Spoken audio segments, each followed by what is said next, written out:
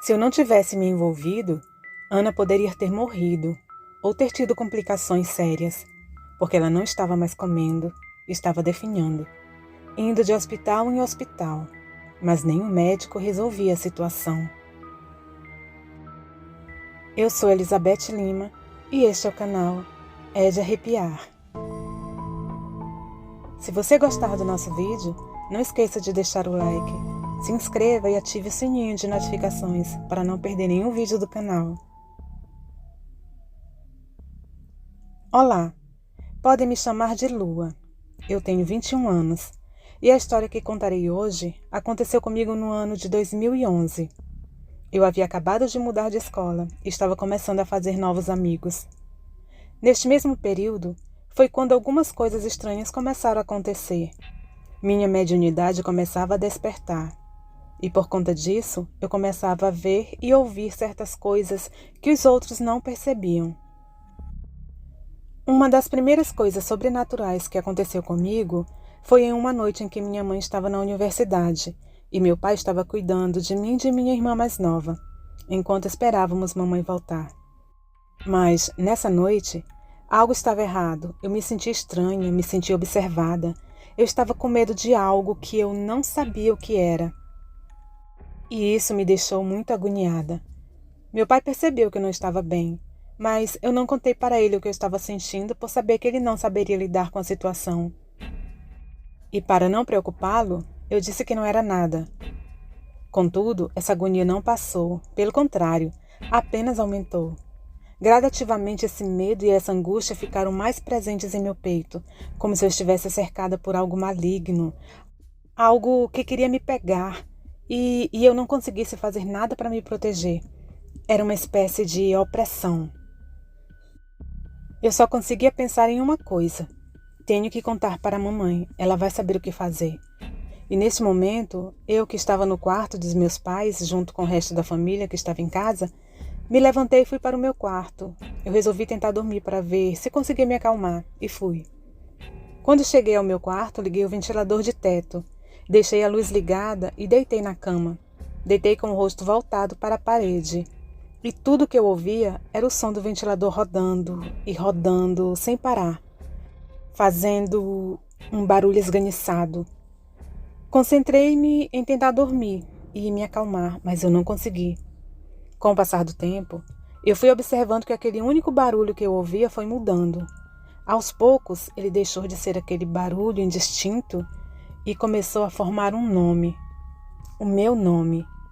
E quanto mais o tempo passava, mais perto essa voz falava. Eu não conseguia me mexer, tinha medo de me virar. E a voz ficava cada vez mais perto, até que essa voz falou, bem perto do meu ouvido. Lua! Nessa hora eu levantei subitamente no mesmo momento e saí correndo do quarto. A casa já estava toda trancada e eu não faço ideia de quanto tempo eu tinha passado ali dentro no quarto. Sei que quando eu cheguei à porta da cozinha, minha mãe tinha acabado de chegar. Assim que ela abriu a porta, eu disparei para falar o que estava acontecendo. Mamãe, muito confusa, mas imediatamente me acalmou. Pegou um vidrinho com um líquido de cheiro bem forte, passou nos meus braços e minha cabeça, e imediatamente eu senti melhor. Era como se eu estivesse andando com um peso enorme nas costas e de uma hora para outra tivesse sumido. Ela disse que aquele líquido era um banho de ervas que minha avó faz e que afasta qualquer coisa negativa que esteja por perto. Mamãe me deu o vidro de banho, me ensinou a usar e disse que quando eu tivesse medo, eu deveria deixar uma Bíblia ao lado da cama e rezar o Salmo 91, porque aquele era um salmo muito forte que afastava entidades malignas. Depois desse acontecido, eu passei a estudar sobre os fenômenos, tanto para me proteger quanto para ajudar a minha família. E com o tempo, eu fui percebendo outras coisas que eu ia conseguindo entender sobre esse mundo espiritual. Um ano depois, no ano de 2012, se não me falha a memória, eu já tinha amizades com muitas pessoas na escola e era muito conhecida entre as turmas da minha série, principalmente por conta dos estudos sobre espiritualidade que eu sempre fazia. Era conhecida como bruxa entre os alunos. Nessa época, eu tinha um grupinho de umas 4 amigas que fazíamos praticamente tudo juntas. E uma dessas amigas, assim como mais os 2 amigos da sala, também tinham mediunidade. Mas, diferente de mim, eles não buscavam estudar sobre. E por conta disso, quando alguma coisa acontecia, eles me procuravam para saber o que poderia ser que estivesse ali acontecendo. Normalmente o que acontecia eram coisas simples, como choque de energias ou algumas sensações ruins. E por ser coisas simples, eu ajudava como podia, apesar de sempre recomendar que eles buscassem algum lugar para se desenvolver ou para cuidar deles. Um dia, uma amiga específica, que chamaríamos aqui de Ana, começou a parecer diferente que o habitual. Estava mais pálida, mais magra, lenta. Parecia estranha. Nós perguntávamos e ela sempre dizia que estava tudo bem. Até que um dia, depois de muita pressão, ela confessou que estava há dias sem comer. Estava sobrevivendo com um soro caseiro. Eu e nossas amigas ficamos ainda mais preocupadas. Nós decidimos, então, trazer Ana para minha casa. Nós costumávamos vir para minha casa e assistir filmes, brincar um pouco e comíamos besteiras. E era exatamente isso que nós queríamos fazer. Conseguimos trazer Ana na semana seguinte para minha casa.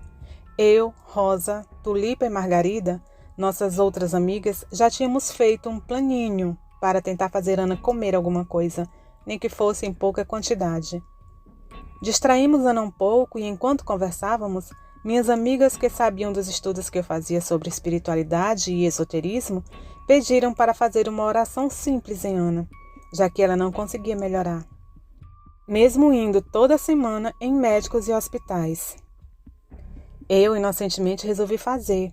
Era apenas uma oração simples, semelhante a um passe espírita. Hoje, eu sei que eu não deveria ter feito isso. Mas como minha amiga estava obviamente precisando, resolvi tentar, e assim eu fiz.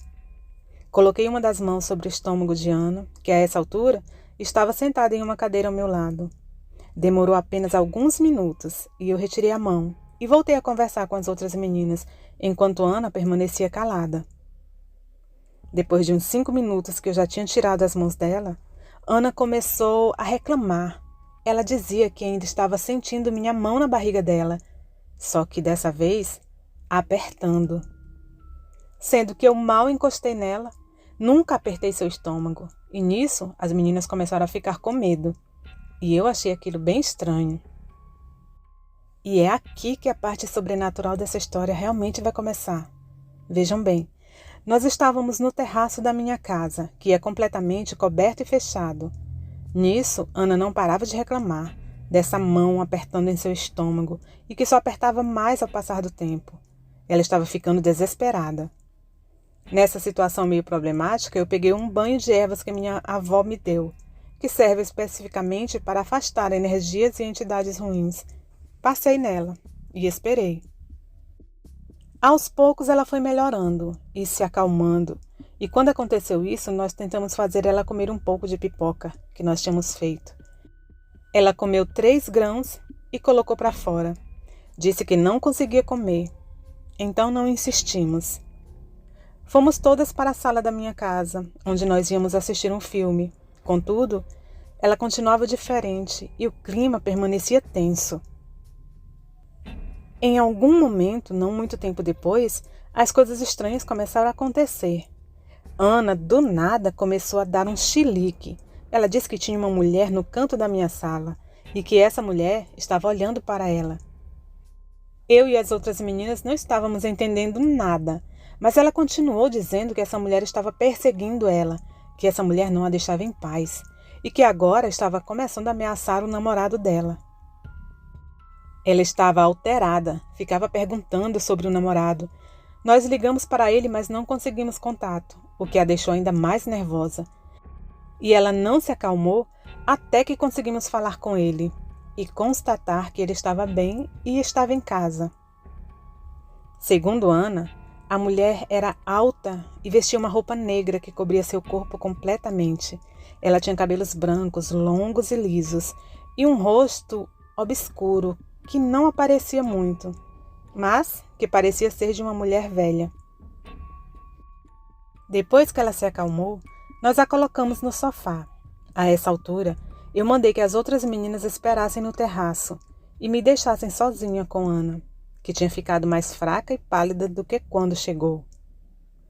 Peguei o celular que eu tinha na época e pus para gravar, e coloquei na cabeceira do sofá, bem em cima da cabeça de Ana, que estava deitada. Nisso eu comecei a conversar com Ana e pedi para ela levantar. Ela dizia com uma voz muito fraca que não conseguia se levantar. Estava fraca demais para isso. E eu disse, segurando nas mãos dela, que ela lutasse, que ela não podia simplesmente se subjugar assim. Eu já havia passado o banho de ervas, que deveria ajudar. E enquanto Ana ainda estava nesta situação, fui até nossas amigas que estavam esperando por nós, ainda muito preocupadas e com medo, e pedi para elas que me ajudassem a rezar. E começamos a rezar, enquanto Ana estava naquele estado. Voltei para Ana, que parecia estar em seu leito de morte, e estava pálida, magra, fraca, falando baixo, rouca e sem vida. O seu olhar estava estático e ela me respondia lentamente. Nunca estive tão preocupada com alguém quanto fiquei com ela naquele dia. Voltei a segurar suas mãos e tentei levantá-la. Ela parecia uma boneca de pano. Mas ficamos nessa dinâmica no que pareceu ser uma eternidade. Mas, na verdade, devem ter se passado cerca de 10 a 15 minutos, comigo a segurando e tentando fazer com que ela resistisse. Enquanto tudo estava acontecendo, aquela sombra negra ainda estava no canto da minha sala.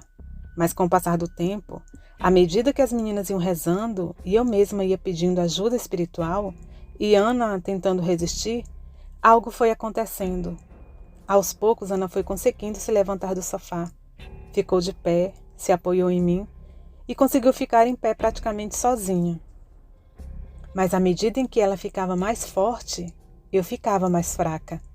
Eu sentia como se minha energia estivesse sendo sugada. Eu sentia uma opressão no meu peito e a sensação que eu tinha era como se a minha energia estivesse passando para ela. Quando Ana já estava conseguindo dar alguns passos e estava mais desperta, menos pálida, era como se aquela sombra estivesse diminuindo. Quando ela conseguiu ficar de pé, sozinha, a essa altura as meninas já estavam na sala conosco. No momento em que eu soltei as mãos dela e ela conseguiu ficar de pé sozinha, eu caí no chão. Estava esgotada, exausta, parecia que tinha corrido uma maratona. Todas nós sentamos e foi quando eu me lembrei do meu celular que ainda estava gravando. Peguei e terminei a gravação. Nós nos sentamos para conversar, mas o clima estava pesado, tenso. Sentíamos uma ameaça. Nós todas sabíamos que aquilo ainda não havia acabado. Nessa hora, Ana falou que aquele ser tinha dado um recado, que nós não deveríamos contar para ninguém aquilo que aconteceu. Depois de tudo aquilo, todas elas foram embora. Já marcavam 18 horas. E eu tentei agir de forma mais natural que eu pude, já que minha família estava chegando em casa. Naquela noite, 2 coisas estranhas aconteceram. A primeira foi comigo, que durante a noite eu senti uma presença no canto do meu quarto.